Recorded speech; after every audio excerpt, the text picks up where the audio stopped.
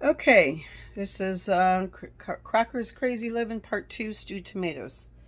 So I've got my tomatoes boiling here. See, I brought them up to a boil.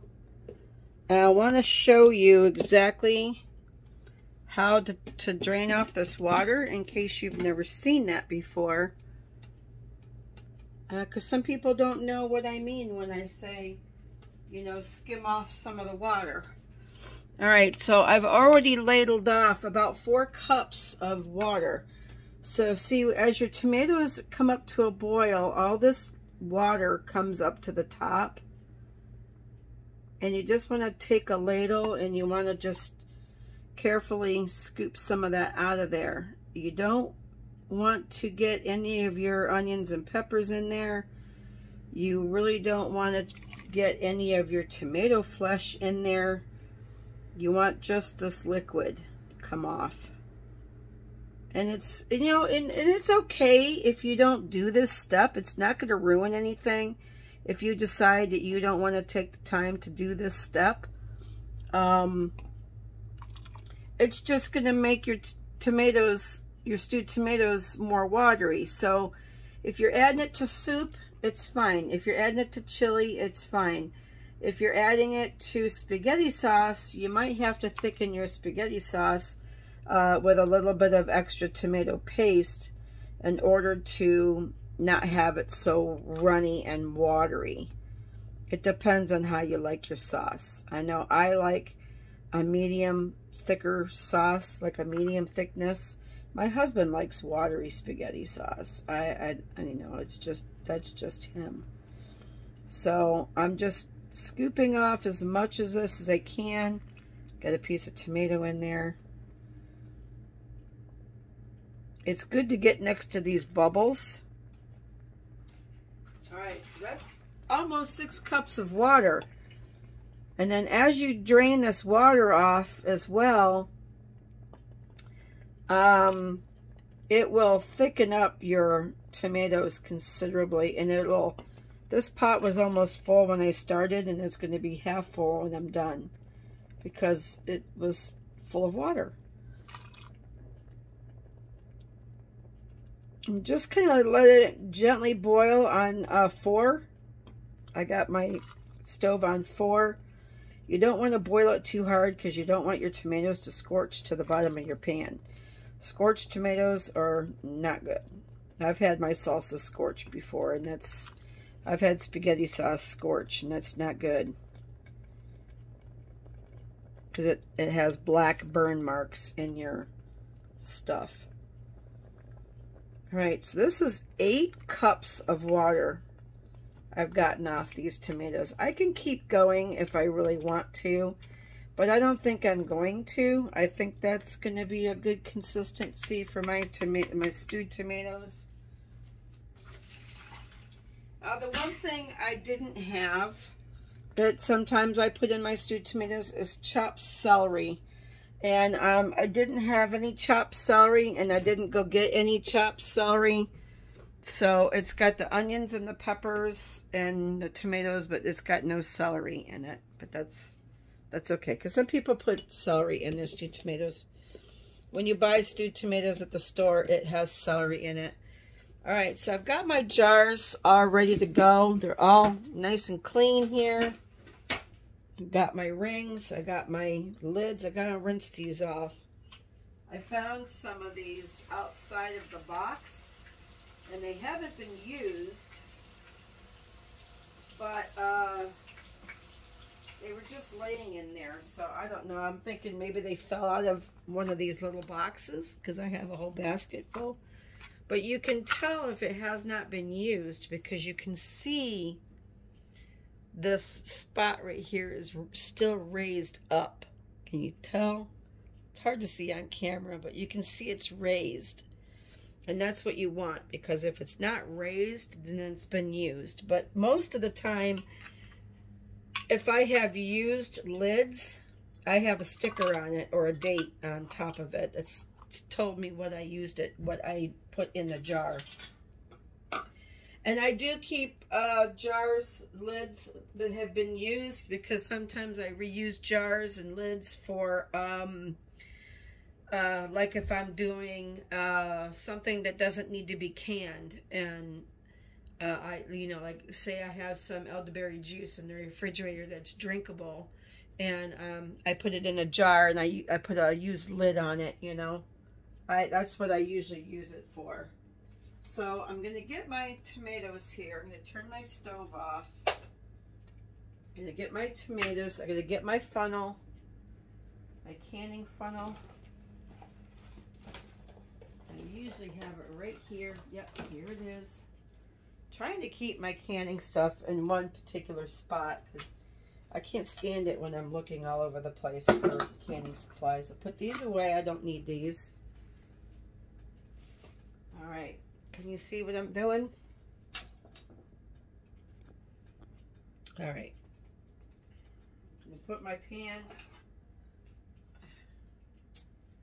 See, I just brought that pot holder over to put my pot on, and then I threw it somewhere else. All right. So I'm just going to real carefully, I don't think I'm going to use this ladle either. I'll just get my, let me get that measuring cup I had earlier, just rinse it out. Got that tomato stuff in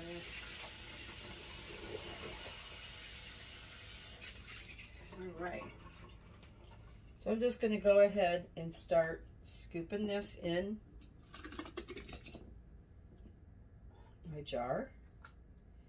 I just washed 7 jars because I don't know exactly how many quarts I'm going to get. So I always like to have myself enough jars prepared. Okay, so now I'm going to leave about 1 inch headspace on the top of my jar. See? But about 1 inch, right to about this rim right here, this outside rim. I don't want them too full like I did with the peaches. I don't want them to overflow. So it's just a matter of scooping these in here.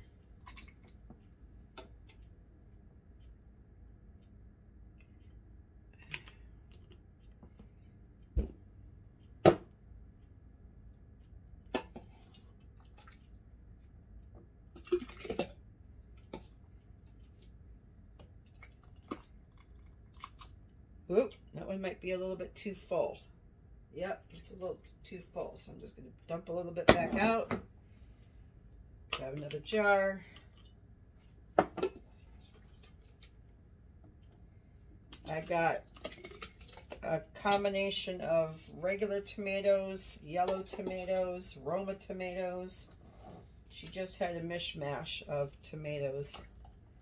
And then I got the peppers, which were yellow peppers, orange peppers, red peppers, and onion. Oh, that one's got a tight top to it. Oh, my little thing won't go in there almost. Ooh. That was hot. It's an easy like.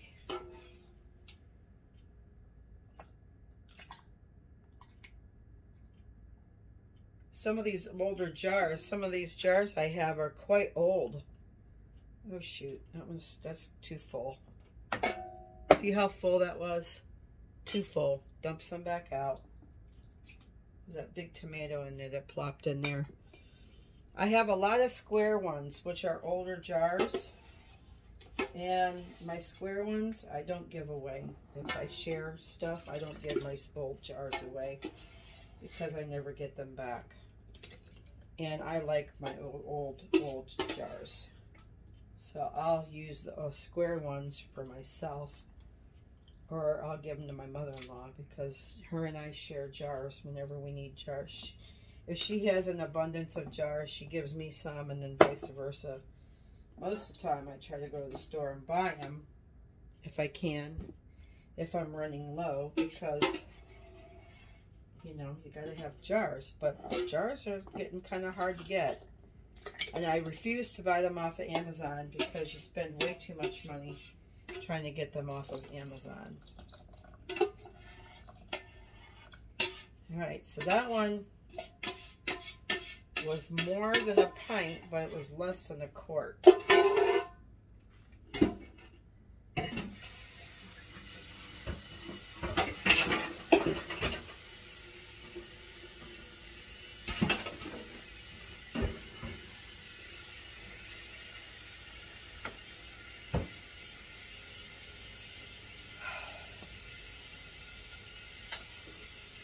That's okay. That'll be all right. It'll still seal. Okay. So let me clean up my mess. I made a real mess, like I always do.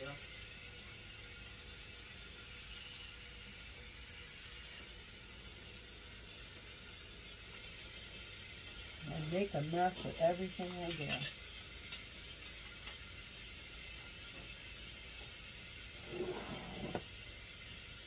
do. All right.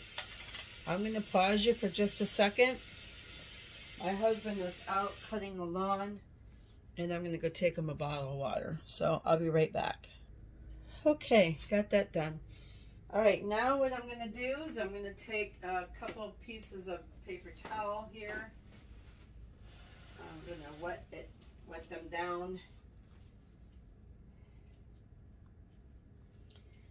And I am going to wipe the rims of my jars.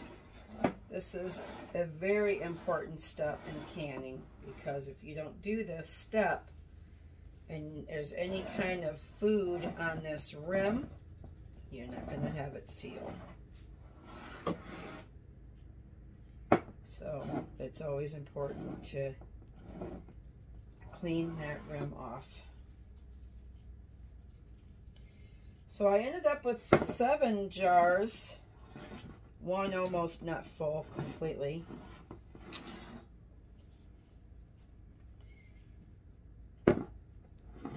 And so that's good, 7 quarts.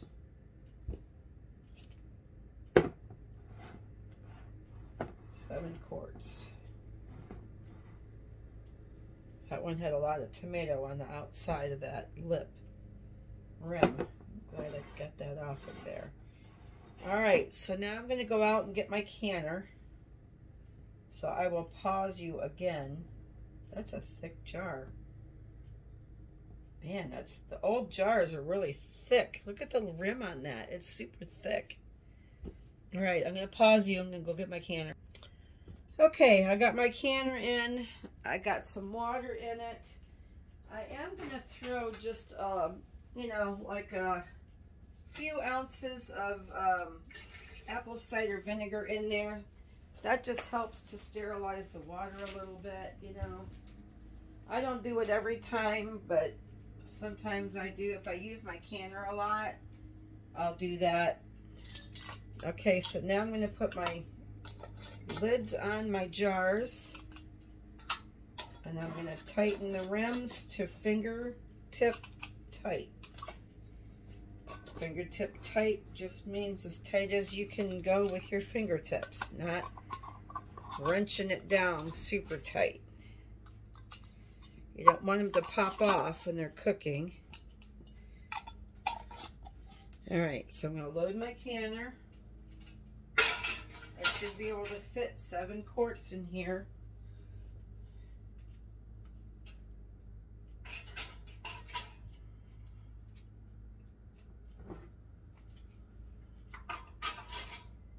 One in the middle. Yep. Maybe one more lid.